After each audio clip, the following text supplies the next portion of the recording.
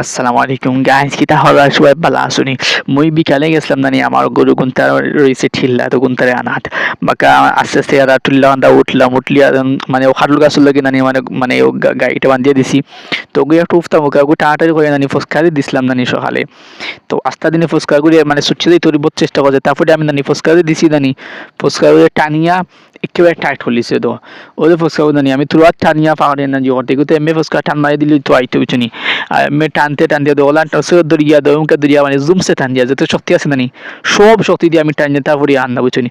তারপরে এখন একটু জো করলাম, ও মানে একটু আঙ্গুল দিয়ে মানে ঠেলা মারলাম আইবার মনে করছি না, তারপরেও আইসি না মানে এমন বারে টাইট হইয়া বইছি গো ছুটি আর না তো ফুরান হচ্ছে জানি হি সারা জোর দিয়ে টাইট দিয়া দেখো তো ফুরা সারা জোর দিয়ে টাইট দিয়ে তারপরে আর না মানে কোনো স্রোত হয়ে মানে আস্তে আস্তে টানি টানি নানি জুড়ে টান দিয়ে আস্তা টান দিছে আর ছুটি গেছে।